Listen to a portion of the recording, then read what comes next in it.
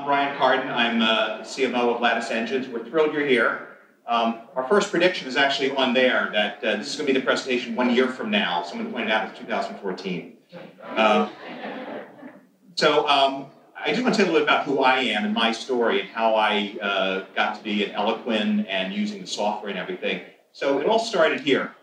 I see some friends from Forrester Research. So I was CMO of Forrester Research in 2004. And we were really struggling with leads, and we were passing over everything we had. Anything with a heartbeat was a lead, we were passing over, and that was very problematic. And then someone on my team told me about a little company called Eloqua. This is 2004, and my team is actually here from Forrester. There's Amanda and Ralph, so thanks, guys. And they told me about Eloqua, and we adopted it in 2005, and it was quite remarkable because this is what happened.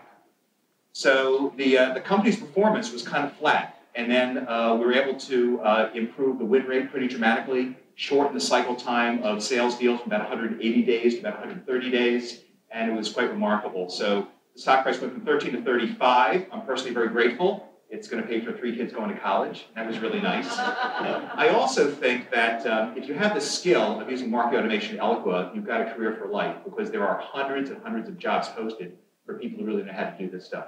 So I feel very fortunate to have been an early user of Eloqua. And then in 2008, I got a call from a headhunter that I want to join Eloqua as CMO. And I first said no, because I thought the company was too small. Forrester was much bigger, NASDAQ traded, and so I said no. And then I met with the founder, Steve Woods, who presented last night. He's a wonderful guy. And he said, Brian, this is inevitable. So the success you had at Forrester, we're going to make lots of companies successful, and you want to be really part of a rising tide, and that's marketing automation. So I became a CMO there from 2008 to 2012.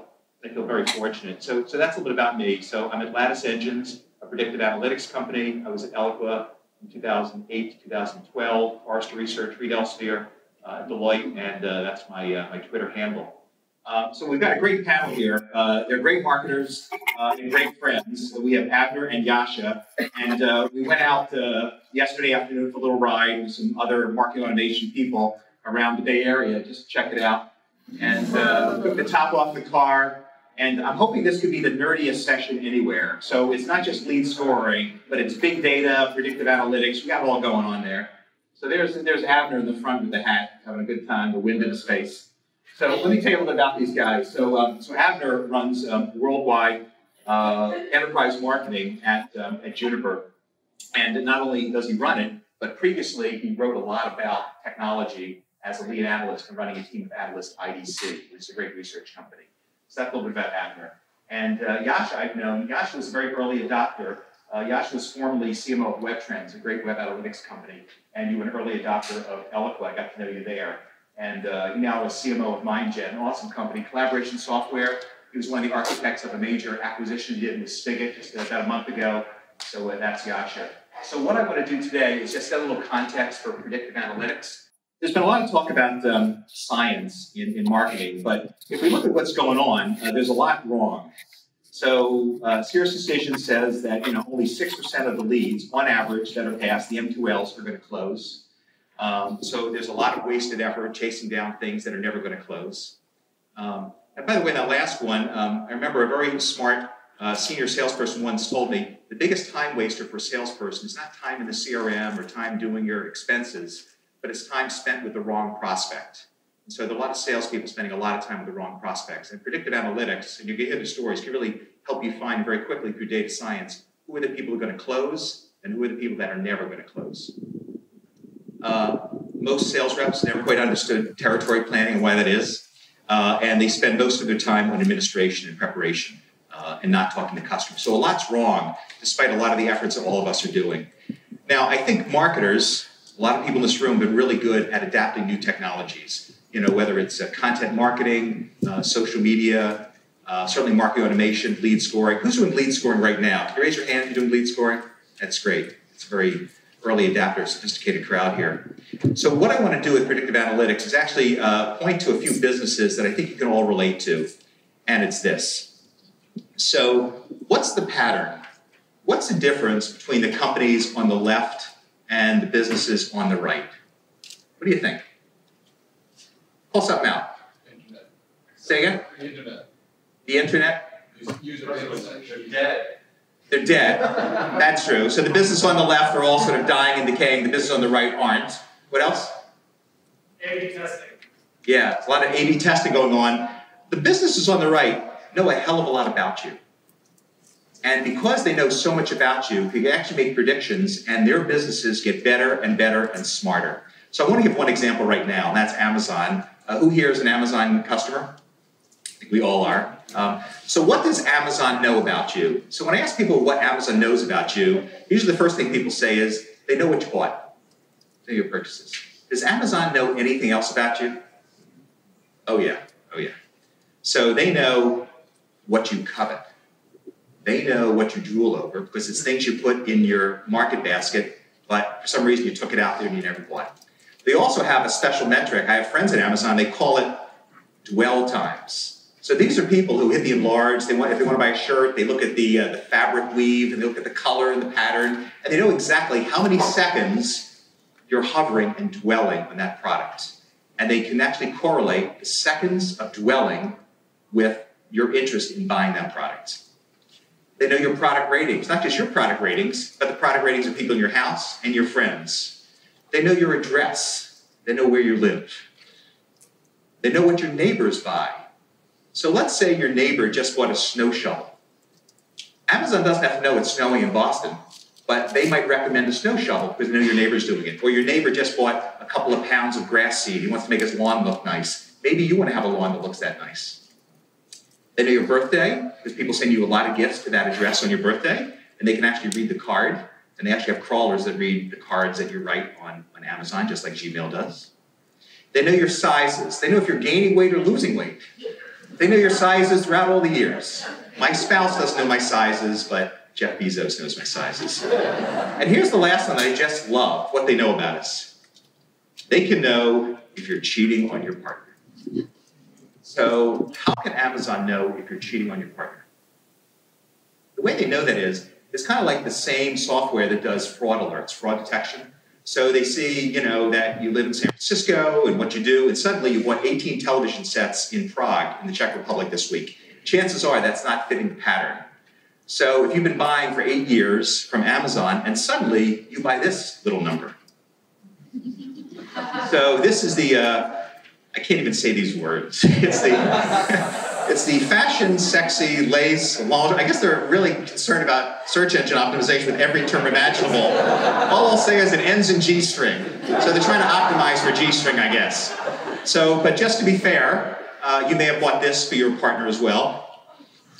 I never thought in my years as a marketer I would ever have this slide, I gotta tell you. Strangest things happen. So they know a lot about you. Now I know what you're all thinking. You're looking at this slide and you're all thinking the same thing. That's a World Pride hot leopard pattern design sexy underwear for men. Is that in stock? In case you can't see it, I want to just magnify it. It is in stock for $4.95. And one of my colleagues, Amanda, mentioned to me, that's quality at $4.95. So let's come back to Amazon and what they know about us. So what do they do with all this data? They put it into a model, a predictive model, and they can actually predict what you're going to buy. So their business this year is going to do $90 billion, $90 billion. So part of their business is you go to Amazon and you buy things. But another part of their business is when they send you emails with recommendations. Anyone ever get a recommendation email? Pretty good, huh? So the question is, how much of their business comes from the emails that they send out to you with the recommendation engines? The answer is stunning, 35%. $30 billion of Amazon's business is coming from predictive analytics. So they're not just looking at that little bit of data, what you bought. They look at all the other things, what you covet and what you dwell, what your neighbors are buying, and all this things going on. They can actually predict what you're going to buy, whether it's a shovel or it's grass seed or some of that underwear that I just showed. So let's come back to these businesses, and I would ask, what other business is changing because of predictive analytics? And that business is marketing, modern marketing. So I think all of us would say we're dealing in a big data age, even in marketing. But I would argue the information that you're looking at right now represents less than 5% of what is knowable about your prospects.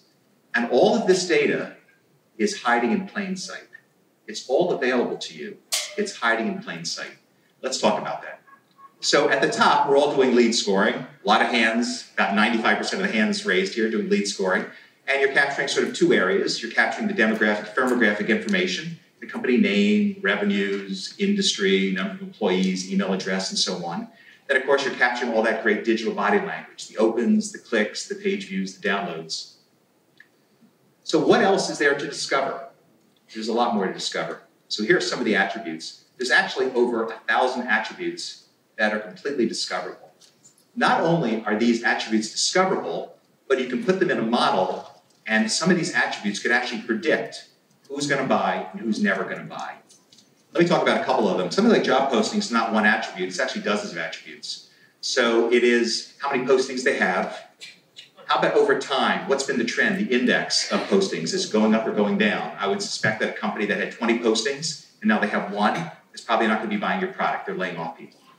The software can crawl through Indeed, Career Builder, Monster, company websites, and it picks up not just how many job postings, but what's the name of the job posting, and actually what is in the job posting. Maybe it says Eloqua users. Maybe it says SEO, SEM.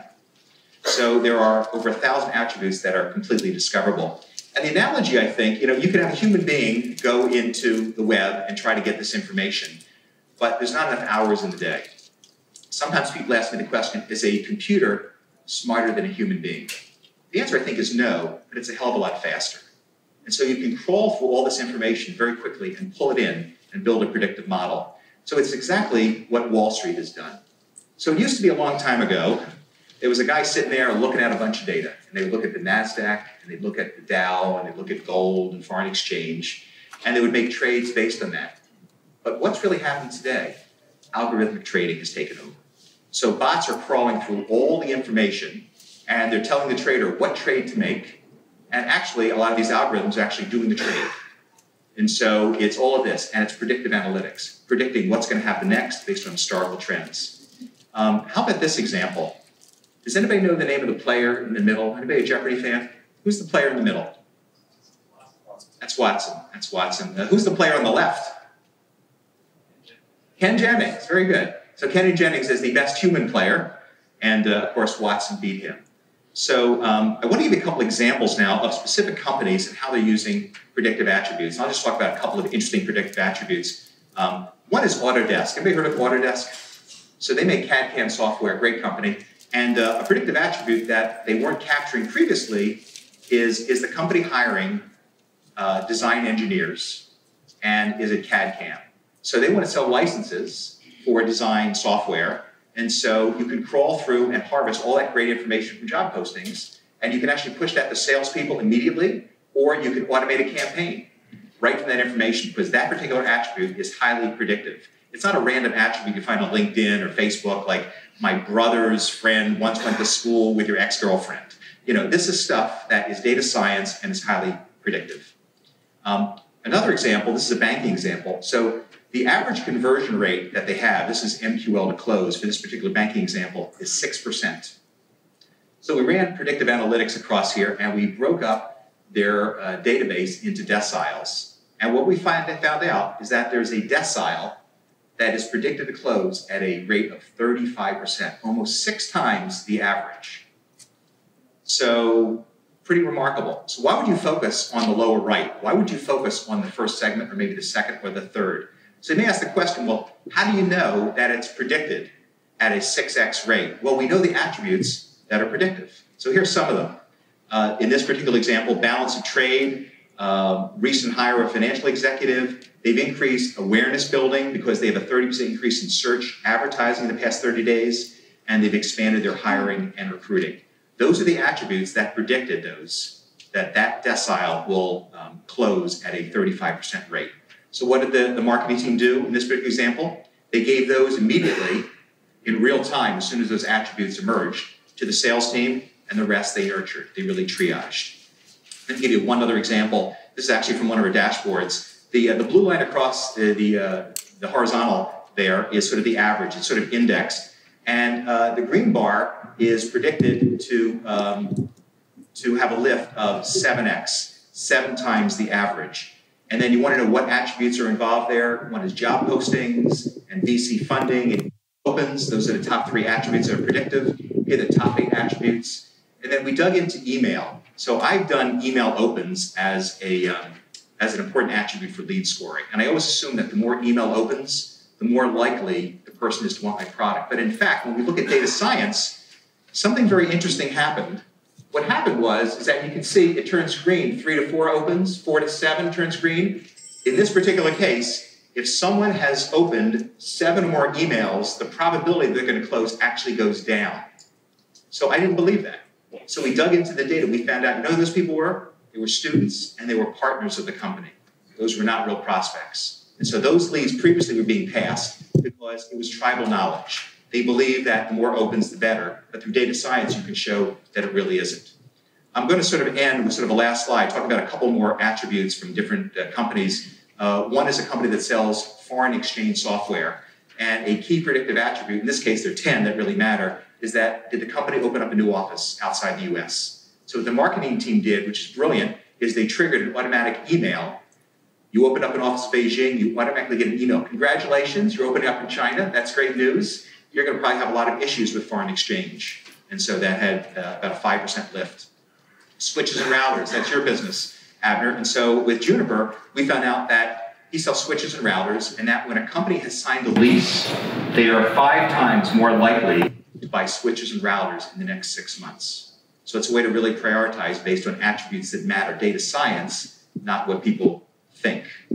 Marketing software, financial software. In this case, it was a new CFO hired who had previously bought from you. So those are some examples of finding your trigger.